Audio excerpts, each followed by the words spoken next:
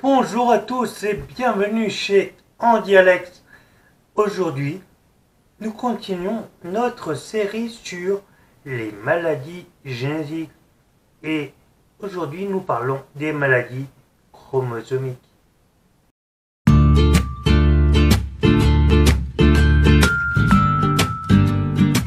Qu'est-ce que l'on appelle une maladie chromosomique? C'est une maladie qui touche, comme son nom l'indique, les chromosomes.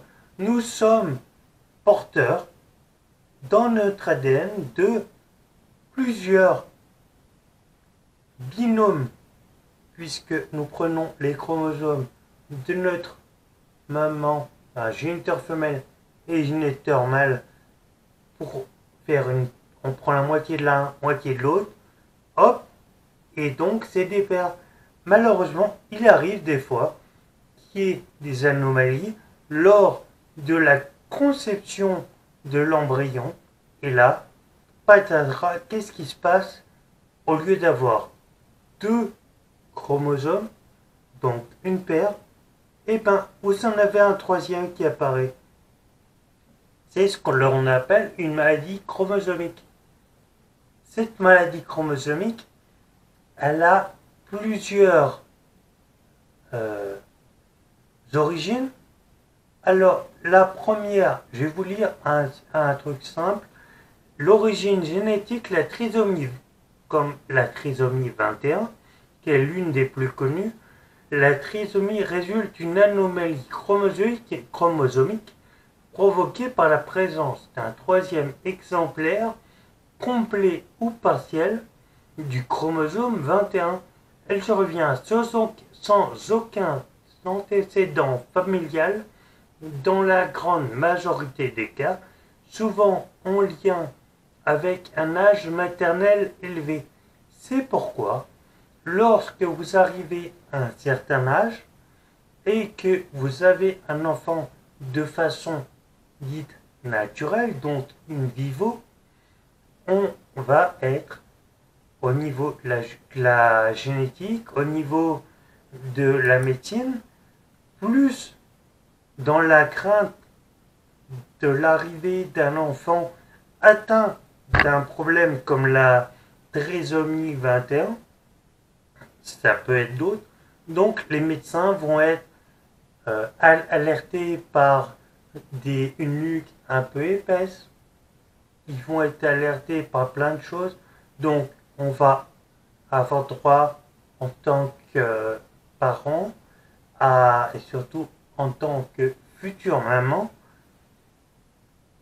à des échographies plus régulières, plus poussées, peut-être une amniosynthèse, des prises de sang, et tout ça pour éviter de mettre au monde un enfant atteint d'une maladie.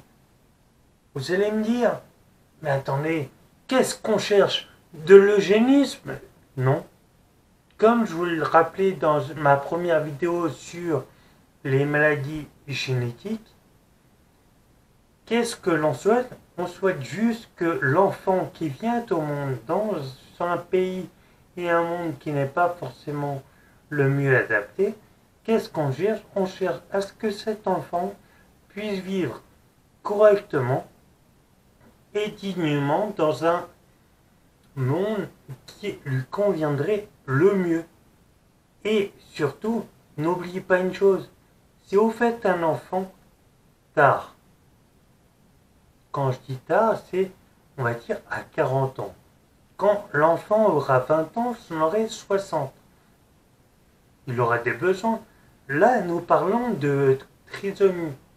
Donc, c'est des enfants qui vont avoir besoin d'une aide psychologique et physique et dans le quotidien, malheureusement, pour eux, puisqu'ils ne sont pas inaptes. Non, ils peuvent faire une vie, mais sauf que ça sera un souci pour les parents, ça sera un souci pour les frères et sœurs, pas sur le fait d'avoir un enfant, non, c'est savoir qui va pouvoir s'en occuper après. quand vous aurez fermé les yeux, qui va s'en occuper? Alors c'est facile de dire à des parents, mais pourquoi vous faites ça? Pourquoi vous avez avorté cet enfant? Pourquoi vous avez fait une? C'est pas une IVG, c'est pas volontaire, c'est une interruption IMG, une interruption médicale de grossesse, et cela peut se faire pratiquement jusqu'au bout de la grossesse pour une simple raison, nous sommes pas là en face d'un enfant non désiré pour des raisons X ou Y, c'est pour des raisons médicales. Voilà. Alors, la seule chose que je peux vous dire, c'est aller voir les médecins, protégez-vous, protégez ces futurs enfants et surtout, à bientôt. Allez, n'oubliez pas, abonnez-vous, activez la cloche.